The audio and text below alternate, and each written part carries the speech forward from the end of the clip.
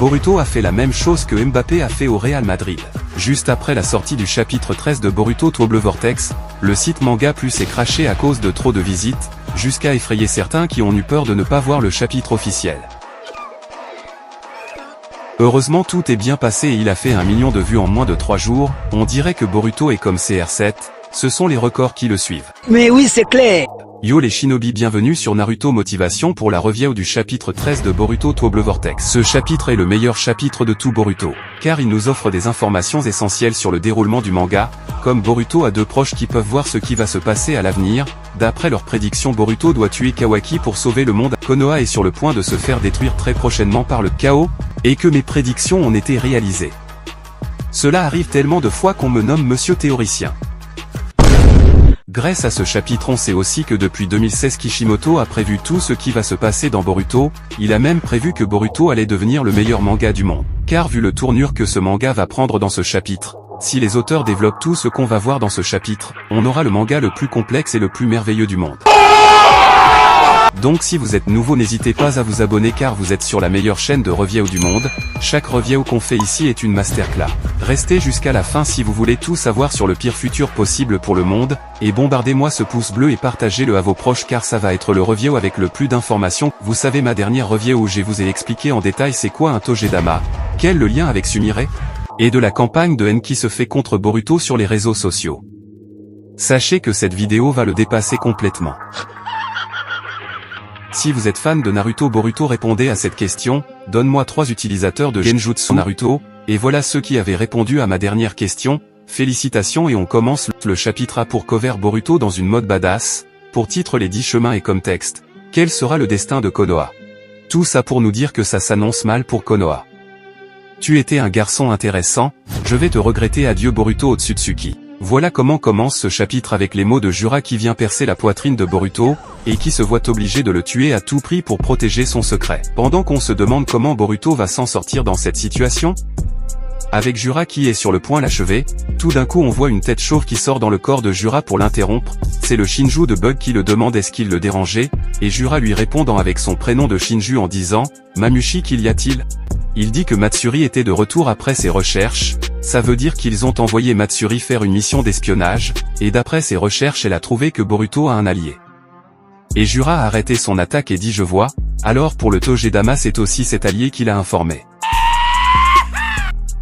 Mamushi regarde le Tojedama de Hidari en disant, le Tojedama que tu tiens c'est Kirari, c'est donc fait avoir. Jura lui dit, ne jamais sous-estimer son adversaire, on va rentrer, on ne peut pas laisser pourrir le Tojedama de Hidari. Cela prouve qu'il sait bien que Hidari a réagi stupidement en refusant d'écouter son instinct qui lui disait que Boruto est dangereux, et que de deux, il s'en soucie vraiment de son pote Hidari. Avant d'en aller il dit à Boruto, tu es un homme chanceux, c'est comme si le ciel te disait de vivre encore, c'est ce qu'on appelle un message divin. Pourquoi Jura a épargné Boruto? Le fait que Boruto soit au courant pour l'épinam et les recherches de Matsuri prouve qu'il possède un allié qui l'aide dans l'ombre. L'explication la plus logique au fait qu'il ait épargné Boruto, alors qu'il aurait pu le terminer d'un laser en une demi-seconde, veut que ce soit afin de débusquer cet allié, qui connaît leurs points faibles.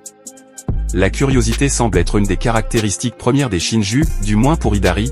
L'envie de découvrir comment l'allié de Boruto a su pour l'épinam et pour le capturer après son sûrement laisse raison qui provoque cela. Envie même après la mort de Boruto, il va sûrement être un gros problème pour eux à l'avenir. Bref, il faut que Boruto survive pour que son allié montre sa tête pour qu'ils puissent les capturer et après s'ils peuvent les buter. Je vois pas pourquoi certaines personnes n'arrivent pas à comprendre une chose aussi simple. Basique, vous n'avez pas les bases. La rencontre entre Boruto et son allié, retour 2 ans en arrière, après que Sasuke le maître de Boruto se fait transformer en arbre, on voit Boruto un garçon sans repère qui se retrouve coincé, se cache pour ne pas se faire retrouver par les ninjas qui le poursuivaient. On ne sait pas de quel pays provient ce groupe de ninjas. Peut-être après que Konoha avait placé Boruto sur la liste des criminels qui fait que plusieurs autres nations lancent une unité d'élite à la poursuite de Boruto pour qu'il ne retrouve pas refuge dans leur pays, pendant qu'ils se disent, il n'est pas trop loin, cherchez-le. Boruto se dit fait chier, et toi d'un coup il entend un voix qui résonne derrière lui en disant je t'ai trouvé enfin Boruto.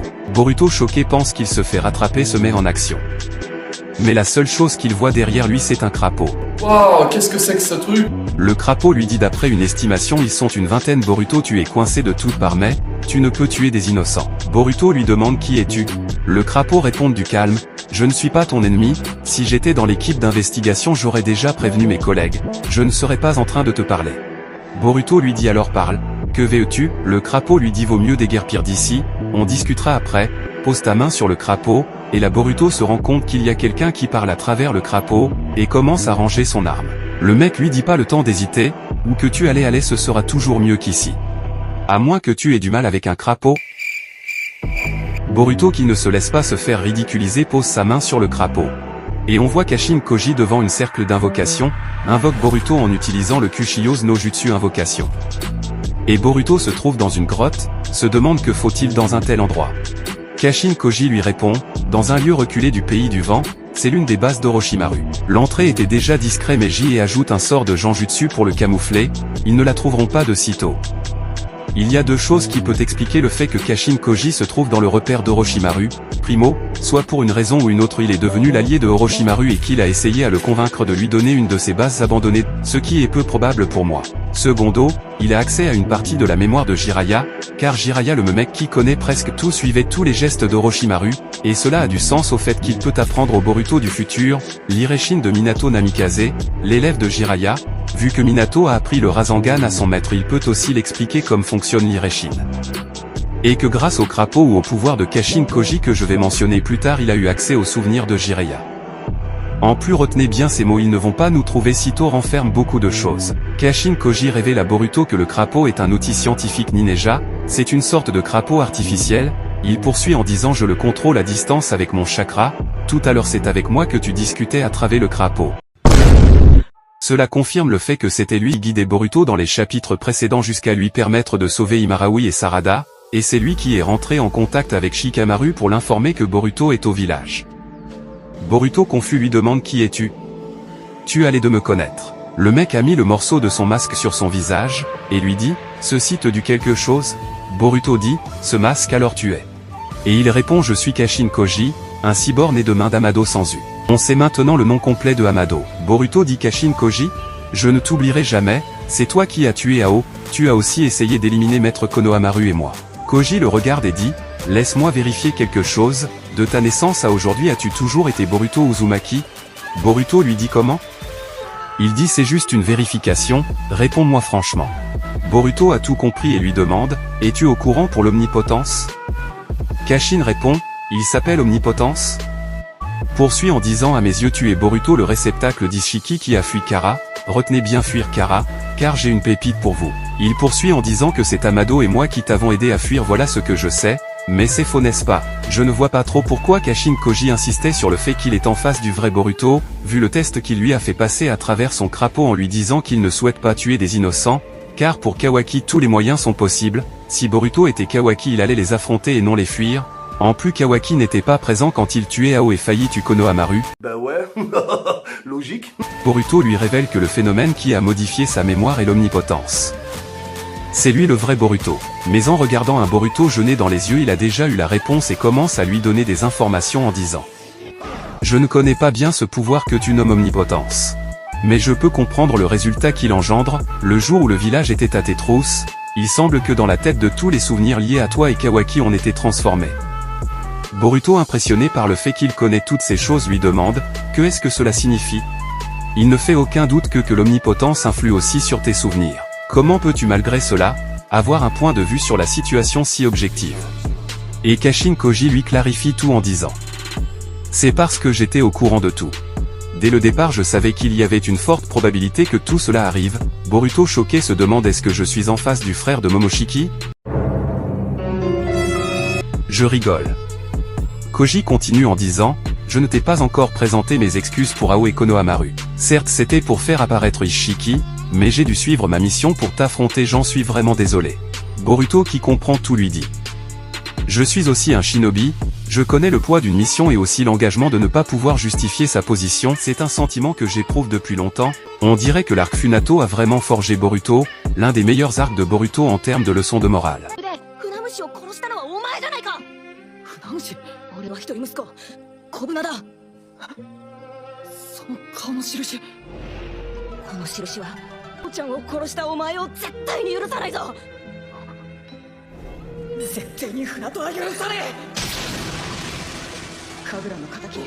取らせてもらう。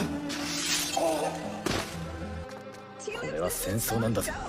誰かの恨みを買うことだってあんだろ。さあ、俺を許さねえって俺と同じだってばさ。俺も。Si tu as loupé cet arc, tu as beaucoup perdu. Il dégageait la même message que l'arc peint où Boruto a failli se sacrifier pour porter la haine de tous les autres alors que ses troupes étaient sur le point de gagner la guerre. C'est peut-être pourquoi Boruto n'a pas craqué après l'omnipotence et pourquoi il n'éprouve pas de haine envers Kawaki. Le pouvoir du 10 chemin, passons aux choses sérieuses. Kashin Koji poursuit en disant à Boruto: comme tu le sais, j'ai été conçu par Amado pour vaincre Ishiki et pour empêcher le Shinju de destruction de la planète, mais il était bien plus puissant que je l'avais imaginé, mais je m'étais fait une raison, dès lors que j'avais parvenu à le faire sortir de Gigant, mon rôle était terminé. Boruto lui prête une grande attention, et il poursuit en disant: je n'avais ni peur ni regret, le Hokage allait charger du reste, j'attendais seulement calmement ma mort. Et là on lui voit à terre en train des images défiler sur ses yeux comme un film, tout comme la mort de Ishiki à cause du mode baryon de Naruto, l'affrontement de Kawaki et Boruto avant l'utilisation de l'omnipotence. Il dit: c'est arrivé subitement, en regardant ces scènes se déroulant l'une après l'autre sur les yeux. J'ai eu une intuition, tout cela est une réalité qui pouvait se produire, il s'agit des scènes du futur, et c'est là qu'il a vu le phénomène de l'omnipotence d'Eda sans savoir le nom. On lui voit choqué en voyant des Shinjus Jura et sa clique au nombre de 5, avec un nouveau personnage au milieu qui ressemble vraiment à Shinki le fils de Gaara, et il y a même un zoom sur lui. Il poursuit en disant: j'ai réalisé une chose, tout cela ne prendra pas fin après la mort de Ishiki. Tant que Jubi n'est pas éliminé, cette planète restait toujours en proie à un grand danger, tout en nous montrant l'arbre divin qui absorbe l'énergie de la planète. Ce qui prouve avec la potentielle arrivée de Shinki mode Shinju, que le phénomène des Shinju sont partout et que ce n'est pas que Konoha qui risque d'être frappé par le chaos, mais le monde des shinobi. Pour empêcher cela, il dit qu'il se disait qu'il restait quelque chose à faire, qu'il ne pouvait pas mourir ainsi. A mentionné tous les scènes qu'on a montrées dans ces cases ont été réalisées, Kawaki a écrasé Ishiki, Naruto mode baryon a dévoilé sa puissance, Eda est devenu allié de Konoha pour aider Kawaki en activant l'omnipotence, Code a divisé Jubi, les Shinju ont fait leur apparition. Et les deux qui restent, c'est l'avenir de Shinki et la naissance de l'arbre divin. Il nous montre tout cela pour dire toutes ces choses vont se réaliser, on affirmait que l'arbre divin va renaître, mais rien n'est officiel, mais si Shinki fait son apparition dans le prochain chapitre, il ne restera que la destruction du monde, ce qui pourrait expliquer cette phrase de Momoshiki à Boruto.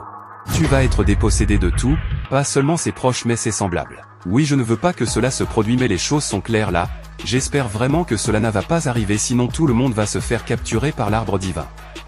C'est la première fois que j'ai autant peur d'une de mes théories, mais c'est trop clair, les premiers cases montrent ce qui est et qui va arriver et les prochains montrent ce qui ne sont pas arrivés. Laisse-moi vous montrer la suite, vous allez voir que Ikemoto a tout précisé, je tremble en écrivant cela.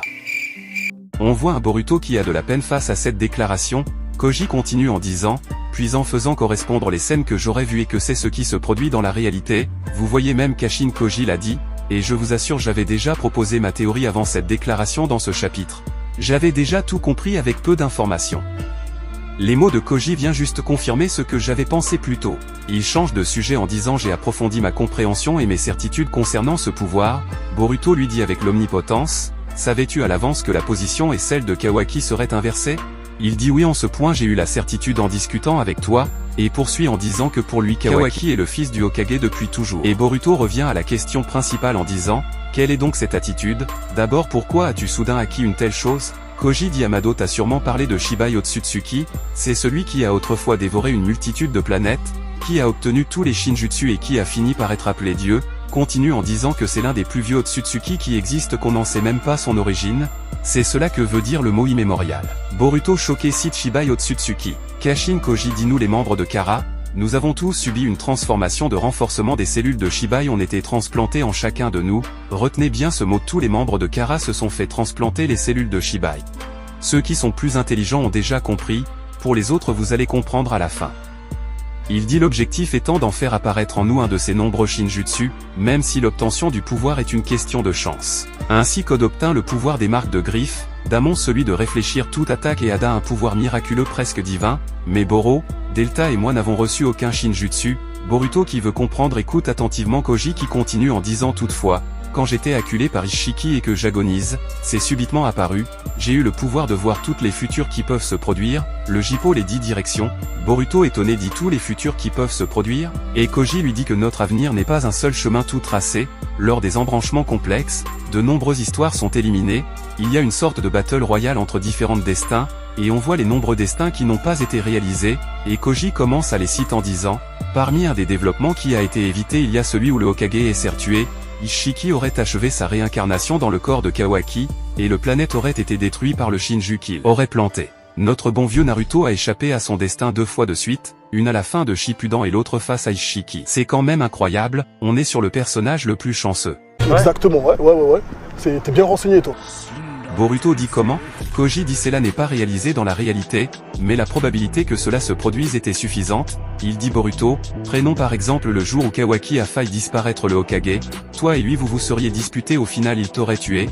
Sarada qui s'est interposée serait morte aussi, ça fait un destin de mort épargné par Boruto. Ok, bon, je vais prendre des notes, hein. Petite précision sur les timelines.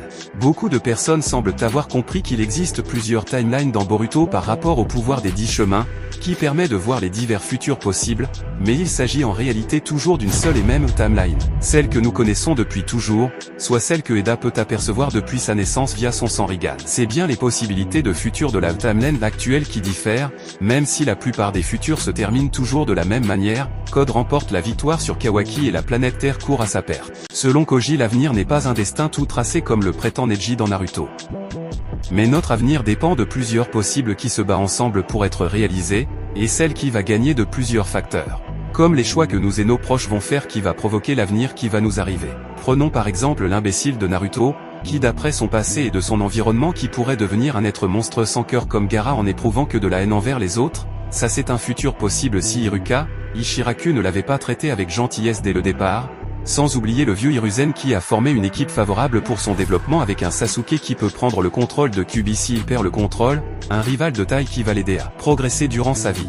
Sakura essentiel pour le faire sentir de l'émotion pour quelqu'un, lui apprendre les bases de la maîtrise du chakra et autres. Et un Sensei brisé dans le passé mais qui n'a pas sombré grâce à son mental et ses proches, qui va le guider vers le bon chemin chaque fois qu'il se déroute. Et on a vu face à Sasuke qui avait perdu la raison, il a fait son boulot en lui montrant à quel point il le ressemble car lui aussi il a tout perdu mais malgré cela il n'a pas sombré, mais la folie de Sasuke était trop forte. Sans oublier Jiraiya et les autres à la suite. Mais il y avait un autre futur possible pour Naruto, le fait d'accepter de rester un raté toute sa vie sans accomplir la moindre chose, et on a vu face à Neji c'est lui qui a pris son destin en main, celle de devenir Hokage en choisissant de s'entraîner comme un malade, même à voler un rouleau interdit juste pour performer sa technique et fait de son mieux pour devenir plus fort de jour en jour. Et ce jour il a foutu un raclé à Neji en créant lui-même son propre destin. Il change aussi le destin de beaucoup d'autres comme celle du clan Hyuga. Où on peut parler du destin de finir comme Obito. Toutes ces timelines se battaient pour devenir la destinée de Naruto mais à cause de sa volonté et de ses proches, la destination qu'il a choisi à gagner face aux autres et devenir la seule timeline. C'est la même chose dans Boruto, tous les destins que Kashin Koji à Boruto devraient être réalisés, mais échoués par les choix que lui et ses proches ont fait. Comme Kurama et Kawaki ont tout fait pour éviter le destin où Ishiki va dévorer le fruit de la terre, Sasuke, Sumire et les autres ont fait échouer le destin que Boruto et Sarada se fassent tuer par Kawaki, car en le voyant il était vraiment prêt à les tuer en ce moment-là. Et d'après Kashin Koji, après que Kawaki aurait tué Boruto et Sarada, il allait périr face à la puissance de Code, il aurait été dévoré par Jubi et la planète sera détruite. Ça fait beaucoup là, non? Et je ne sais pas si vous avez remarqué, tous les timelines qui ont été évités auraient mené aux mêmes choses, Kawaki allait se faire dévorer par Jubi et la planète va être détruite par le Shinju. Tous ces futurs possibles arrivaient aux mêmes fins que j'avais prédit précédemment, de toute façon le monde va être détruit, non seulement on le voit parmi les prédictions qui ont été réalisées, mais il serait aussi arrivé si aussi les autres destins évités ont été aboutis, j'ai vraiment peur pour le monde. Pour cette même question de destin, voilà une chose qui va forcément vous aider. Au début le destin prenait une direction en faveur de Ishiki qui allait revivre à travers Kawaki et dominer le monde, l'avenir était dirigé vers le point A. Momoshiki a vu le destin où le chakra de Kyuubi peut l'aider à vaincre Ishiki, il a cru que cette situation lui être favorable et il s'incruste sur la terre pour prendre le chakra de Kyuubi pour battre Ishiki et donner à Jubi son partenaire pour dévorer le fruit divin. Mais son implication l'a modifié et le diriger vers la direction B, le destin où Momoshiki dévore le fruit et évolue, mais en ratant son coup car il s'est fait aggra sa mère par Naruto, Sasuke et Boruto, c'est pas comme ça on le dit mes refs. C'est Hagra. Allez, Hagra. Voilà, c'est ça. Il a créé un chemin C, qui est la mort de Boruto, car il a faut qu'il s'incruste en Boruto pour voler son corps, fait de Boruto l'ennemi public que celui qui a hérité du karma de Ishiki veut à tout prix tuer pour protéger le 7e et le monde, c'est fou. De voir à quel point la situation est inversée, Momoshiki voulait tuer Ishiki. Maintenant c'est l'OTE de Ishiki qui veut à tout prix tuer l'OTE de Momoshiki. Et que Kawaki est tellement déterminé que tout ce qu'il fait va en sa direction qui est d'éliminer Boruto. Déjà c'est grâce à Momoshiki qu'il ne l'a pas déjà tué dans l'arc Code et que sans l'intervention de Sasuke et les autres il allait sûrement le tuer après l'omnipotence d'Eda. Mais en sauvant Boruto et en décidant de l'entraîner, Sasuke et Kashin Koji ont créé un nouveau chemin, D, qui a permis de sauver Sarada alors qu'elles devraient tous mourir. Mais le seul problème la direction des est faveur des Shinjus. Sasuke s'est fait avoir par eux et que ce destin risque d'amener le monde vers un seul endroit, sa destruction par les Shinju. Quand je vous dis que vous êtes sur la meilleure chaîne de review où vous faites semblant de ne pas comprendre, et ce n'est pas fini. Mais c'est super ça! Avant de parler de la suite je dois vous faire savoir que j'adore vraiment la façon dont Kashin Koji a éveillé son Shinjutsu car l'instant avant de mourir, toute notre vie défile devant nos yeux, des regrets prennent forme pour les choses qu'on laisse derrière soi, qui n'ont pas été terminées. Mais c'est en ce moment que Koji réveille son pouvoir et il voit ce qui va se passer dans le futur, c'est incroyable comment l'auteur a su manipuler cet instant pour créer une faculté. Il continue pour dire c'est difficile de prouver ce que je vu, d'autant qu'il s'agit des événements qui ne se sont pas réalisés, je veux que tu comprennes que ces dernières années, notre avenir était constamment la menace, on est sur le fils du rasoir, on pourrait dire qu'à ce moment ils sont dans une phase critique, n'importe quelle action peut provoquer le malheur. Concernant les prédictions non réalisées et ses soi-disant pouvoirs de Kashin Koji, Boruto qui ne semble pas croire à tout cela dit que cette histoire est complètement absurde ou anormale, mais je ne peux ignorer le fait que tu saches précisément ce qui est arrivé avec l'omnipotence, normalement c'est impossible. Même si comme Naruto il ne croit pas en ces choses, mais logiquement ce que Koji lui dit a beaucoup de sens, c'est pour cela il dit, je n'ai pas envie de penser que ce que tu as vu est le seul avenir possible, mais je dois admettre qu'il ne s'agit pas d'un délire sans fondement. Et même Koji lui félicite pour son jugement en disant, tant mieux. Tu as une bonne analyse, Boruto lui dit au final on ne peut pas empêcher ce qui adviendra de voir ces scénarios possibles, Koji lui répond que le plus grand intérêt c'est l'information, et lui explique que en tant que fugitif recherché par le monde, cela t'aiderait à ne plus te retrouver dans un cul-de-sac que tout à l'heure, Boruto soulagé lui dit, c'est sûr que cela va beaucoup m'aider en fait. Et Kashin Koji lui dit aussi, je peux te transmettre à celui qui est aujourd'hui, les techniques que tu vas acquérir à l'avenir. Aussi anticiper et mettre en œuvre les acquisitions en t'entraînant plus efficacement. Cela veut dire de toute façon Boruto devrait rencontrer Kashin Koji pour devenir plus fort. Boruto entend qu'il va devenir plus fort et devenu fou de joie en disant, attends, c'est super cool ça. Il est possible de faire une chose pareille. Koji lui dit il n'y a pas de contradiction temporelle je ne fais que te transmettre ce que j'ai vu, pour les 10 chemins la procédure est habituelle. Et poursuit en disant que je te transmettrai également plus tard, le moyen de sauver Sasuke Shinju. Est-ce que le fait qu'il voit plusieurs futurs possibles lui permet de voir dans une future possible Sasuke revenir à la normale? Et il compte transmettre à Boruto la procédure à suivre comme le fait pour ses futurs pouvoirs? J'aimerais trop voir Sasuke revenir à la vie, mais le fait que Boruto a échoué dans sa mission de rechercher son Tojedama peut signifier que cette réalité qui était possible, fait partie des prédictions non réalisées, ou de toute façon Sasuke va revenir à la vie par une autre façon? Je vous laisse vous débrouiller en commentaire. Maintenant parlons du pire futur possible. Kashin Koji dit à Boruto, maintenant je veux que tu connaisses le pire futur qui pourrait advenir à ce stade. Et Boruto passe de joie d'apprendre qu'il va devenir plus fort et sauver son maître en été de choc en disant, le pire des futurs?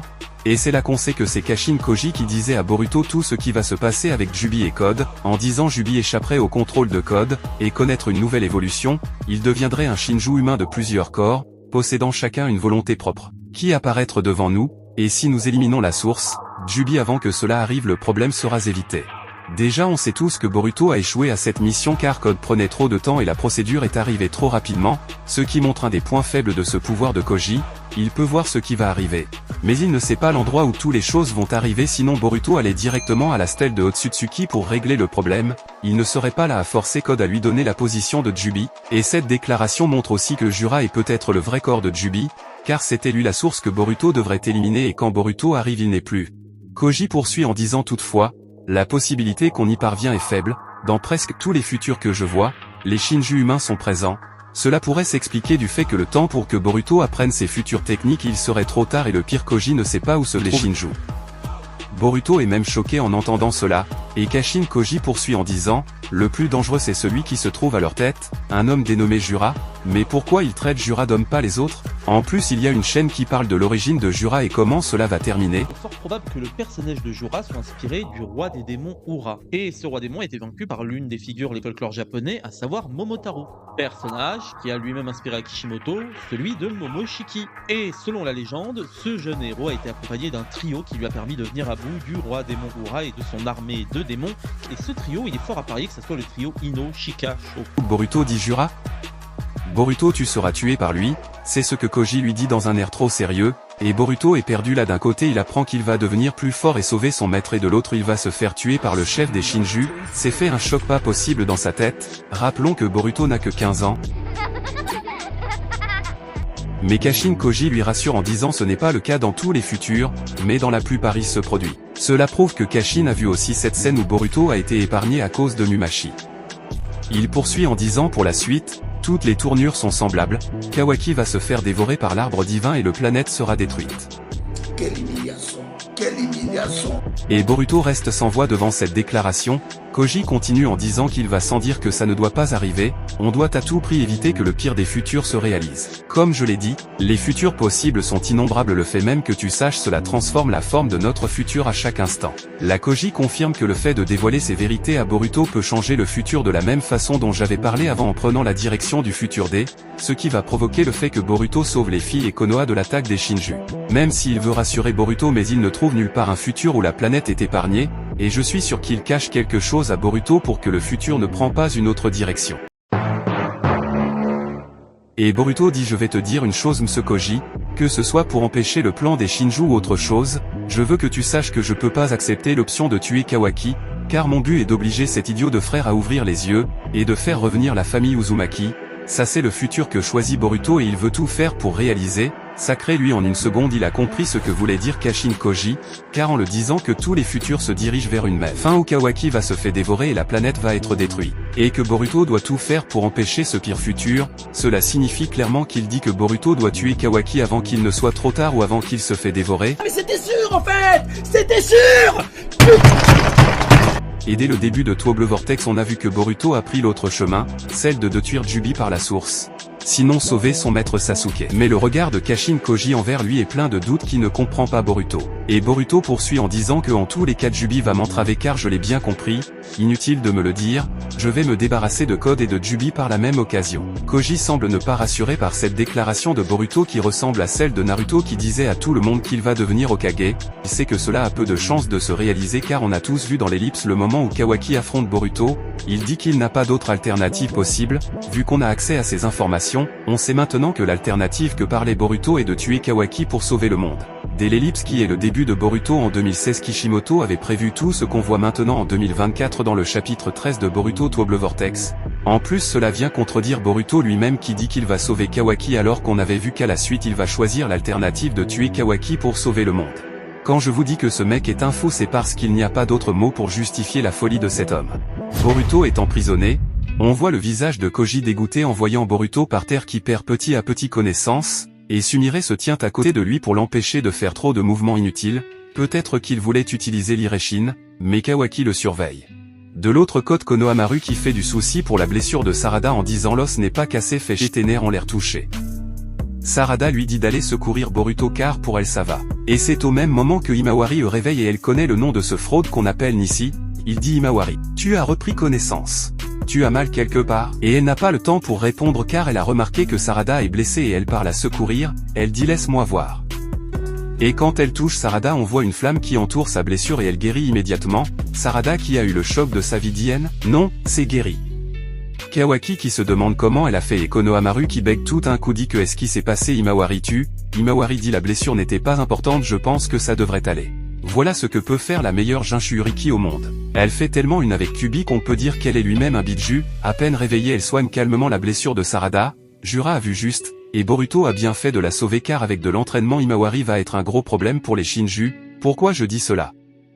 Car Himawari serait donc une anomalie temporelle, Malgré le Shinjutsu de Kashin Koji et les sons Kurama ne sont apparus dans aucune de ses visions, on peut en conclure que ses actions récentes ont modifié le futur et créé plusieurs réalités possibles. Elle a l'air de complètement sortir du plan de Boruto et Koji, une sorte d'électron libre ou de Joker.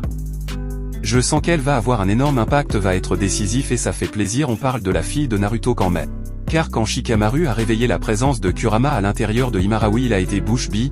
Koji aurait peut-être ignoré le fait que Kurama va renaître à travers Imarawi. Parce que c'est grâce au chakra de Kurama qui a permis à Naruto de vaincre Ishiki alors qu'il aurait dû mourir et que Ishiki risquait de gagner facilement le combat et récupérer le corps de Kawaki à tous les coups, mais Kurama a changé les choses. La même chose pour sa renaissance à l'intérieur d'Imawari qui a permis à la résurrection de Hinojin qui était censé mort, et d'après certaines théories c'est elle qui va guérir l'œil de Boruto. Pour moi elle est peut-être la seule qui peut éviter le pire futur possible, quand on ne voit pas de moyen pour éviter le pire futur possible. Il n'y a rien d'autre qu'un électron libre qu'on ignore l'existence qui pourrait tout changer. Je compte sur toi Imawari, tu es la seule qui peut sauver le monde de ce chaos. Déjà elle a comme surnom la spirale du destin, est-ce qu'elle peut changer les destins?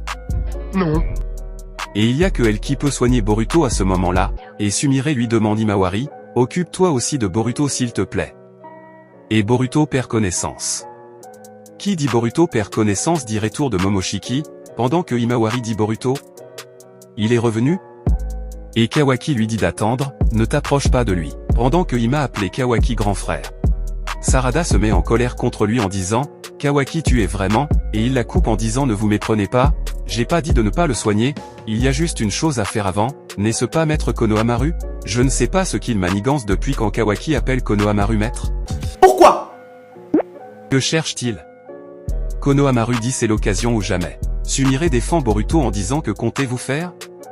On l'a dit de se déguerpir, et Konohamaru lui enfile un menotte qui va l'empêcher d'utiliser des techniques. En disant à Sumire rassure-toi, je ne lui ferai aucun mal, pendant que Sarada allait protester et Konohamaru lui dit ne protestez pas Sarada, c'est une mesure normale conforme aux règles, on va récupérer les infos qu'il possède. Allez contacter le 8e. Et on voit Kawaki qui trouve un crapaud artificiel en fouillant Boruto, et il sait déjà que ce crapaud appartient à Koji et le brûle sans dire un mot aux autres. Pendant que Konohamaru lui demande qu'il y a-t-il et il dit rien, je vous avais dit dès le début retenez bien la phrase que Koji a dit qu'ils ne vont pas les retrouver sitôt, car cette phrase n'exclut pas le fait qu'ils vont peut-être trouver leur cachette à l'avenir, car il dit qu'il a placé un Genjutsu sur leur repère. Avec Matsu qui allait mener une enquête sur lui et Kawaki qui confirme qu'il est l'allié de Boruto montre qu'il va se faire tôt ou tard retrouver car le Genjutsu ne marque que sur les humains et il est poursuivi par un démon et un Otsutsuki, son truc sera inefficace sur eux.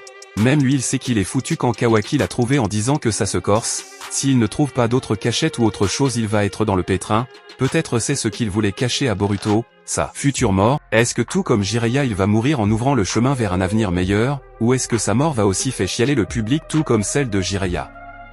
Le power-up de Kawaki. Parlons de ce Kawaki, pourquoi Kawaki va éveiller un Shinjutsu qui appartient à Shibai? Au début de la conversation Kashin Koji il fait savoir à Boruto que tous les membres de Kara ont reçu un gène d'ADN du grand Shibai, et que très peu d'entre eux ont éveillé ce Shinjutsu. Il a parlé du fait que Code, Eda, Damon aient éveillé leur sien et lui, Boro et Delta n'ont pas éveillé leur sien. Il est possible que Kawaki développait le sien, vu comme les autres il est devenu un cyborg modifié par Amado.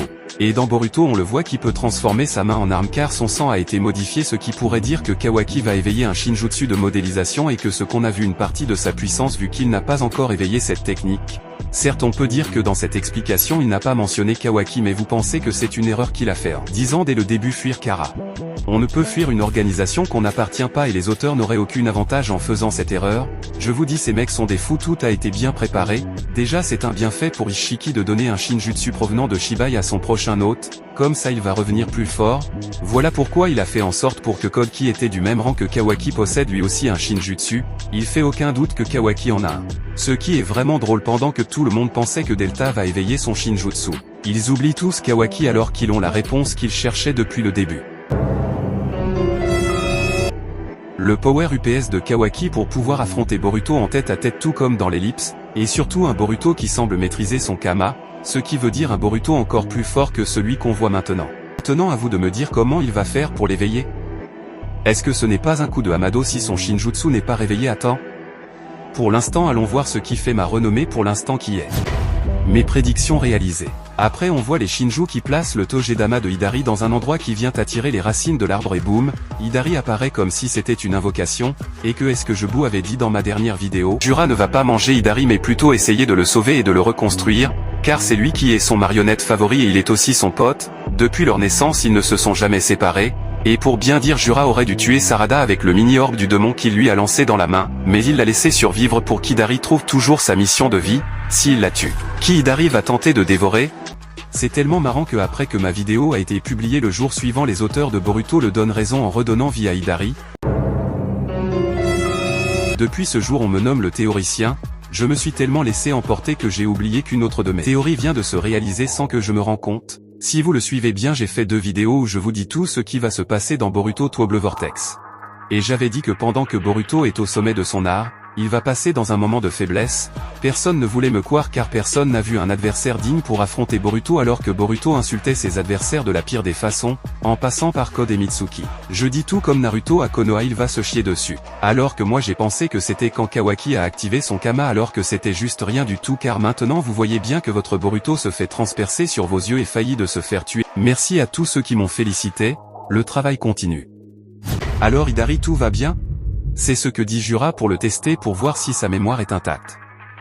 Le mec dit tranquillement bâche j'en sais rien, Jura soulagé dit je vois, tu as conscience d'être Hidari, alors ton identité se porte bien. Et c'est au même moment que Matsuri informe à Jura que c'est bon maintenant tout est prêt. Et on voit de la même façon avec Hidari un Tojedama se place sur un cube similaire qui va donner naissance à un nouveau Shinju. Il va falloir lui trouver un nom. C'est ce que dit Jura en présence des autres qui admirent la scène. Et c'est comme ça que se termine le chapitre avec une question, est-ce que le pire futur pourrait être évité? Comme on l'a déjà vu, le Shinju de Shinki va renaître, on est sur suspens en se demandant est-ce vraiment lui? J'aime trop la tournure que Boruto Double Vortex va prendre. Dans Naruto, le héros a affronté Gaara, un démon qui veut tout détruire et Naruto lui a mis sur la bonne voie. Et ils sont devenus des amis proches et le chef de leur village, et dans Boruto Next Generation ils ont tous deux un fils, et dans Double Vortex le fils de Naruto qui est Boruto qui va affronter le fils de Gaara en mode démoniaque qui est le Shinju de Shinki. Je suis déjà trop LP pour voir comment va se dérouler ce combat. En plus, Gaara était l'OTE du démon à une queue et que Shinki est le Shinju du démon à 10 queues, que la fête commence. Est-ce que Boruto va être prisonnier à Konoha? Est-ce que Kashin Koji va se faire capturer?